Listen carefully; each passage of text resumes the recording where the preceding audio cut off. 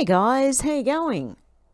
Well, I just want to talk about the 2020 fires that were in Australia. I don't know if everyone remembers them. Hopefully we all do. I know a lot of other places get them too, California and all that. But I just found something in my local paper that's delivered to my door every week. It says here the coroner backburn was to blame. Coroner says backburn was to blame for this. The state coroner has confirmed that a bushfire that destroyed homes in the outer reaches of the Blue Mountains in December 2019 was caused after a planned RFS backburn jumped Mount Wilson Road, sparking spot fires which quickly spread. But the coroner declined to make recommendations sought by a number of affected residents, including about the appropriateness of advice and warnings.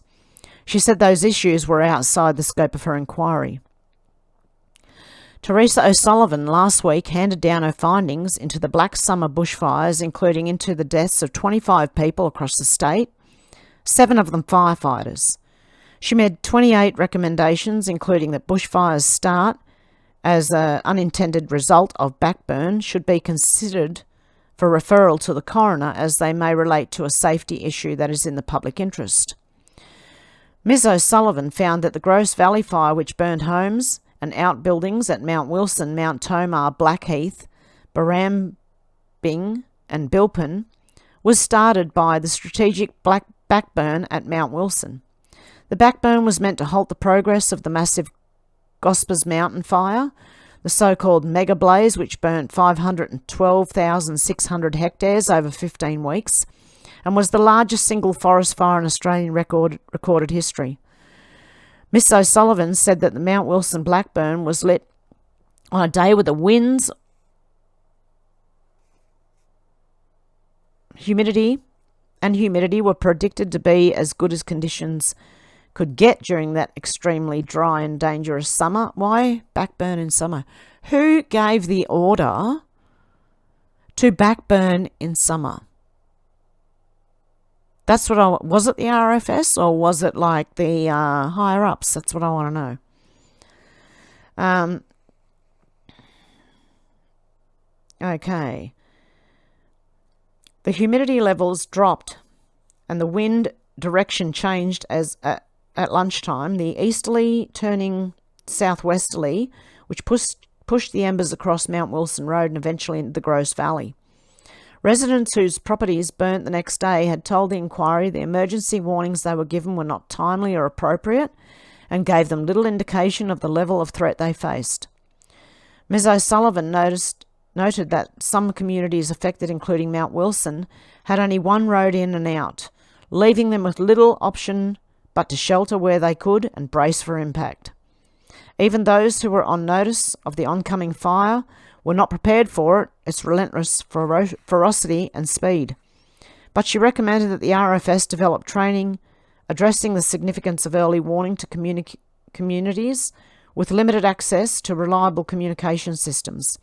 She also found that the backburn was appropriate in the circumstances.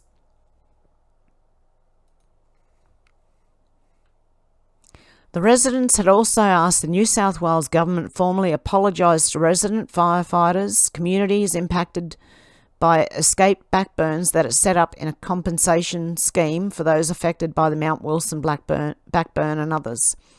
But Miss O'Sullivan said it wasn't appropriate for her to make such recommendations as the New South Wales government had not been represented in the inquiry by a capable department and had not been asked to comment on the appropriateness or practicality of any such recommendations. The residents expressed their disappointment that the coroner made no recommendations around the practice of lighting backburns. In a statement, they said hearings around the implementation of backburns went for over 10 days. People would find it incomprehensible that the coroner made no recommendations relating to the implementation of backburns. They said it is concerning to hear the New South Wales RFS mentioned several times during the hearings that they would essentially do the same thing again. This type of mentality should make anyone living in bushfire-prone regions like the Blue Mountains very worried. We need emergency response agencies like the RFS to be continually looking at ways to improve public safety, not insisting that they would just do the same thing again. They called for an independent oversight body to promote continuous learning and best practice, and were joined by the Independent Bushfire Group, an organisation of fire experts, ecologists and land managers formed after the Black Summer. New South Wales needs an ongoing and independent capability for reviewing and improving disaster operations, like the Inspectors General of Emergency Management that Victoria and Queensland created a decade ago, the group said. While welcoming the report, they said the coroner could not do the heavy lifting. We are shocked that after more than 4 years, there is still no comprehensive and expert review of the worst fires ever in New South Wales. We respect the good work done by the coroner, but there are acknowledged limits to what a coronial process can do. There's so much to learn from the Black Summer fires about what worked well and what needs to change. Here we are, 4 fire seasons down the track into our worsening fire climate, and there's still no comprehensive, independent and expert analysis of the fires and how they were managed. While some fires were slowed by backburning, others were accelerated. Has there been any comprehensive analysis to understand what made the difference? And not only that, I would suggest that the government of Australia start letting people go in through winter and clean up the forest floor by picking up bits of fallen trees and wood that they can use for their fireplaces, for a start. None of this ecological look, seriously, all these environmental, you don't need experts and like the more experts, the more bureaucrats. That sounds like what they're calling for. They want more bureaucrats now to interfere and tie the RFS up with more red tape, probably, so that they can't really do their job. But backburning should be carried out in the cooler months. That's just me. Maybe I'm wrong, but I honestly think backburning should be carried out in the cooler months.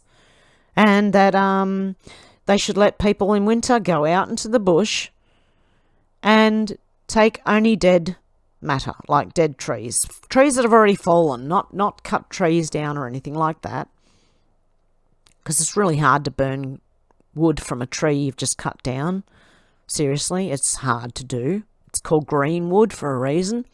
You need to season wood for a few years so you can burn the shit.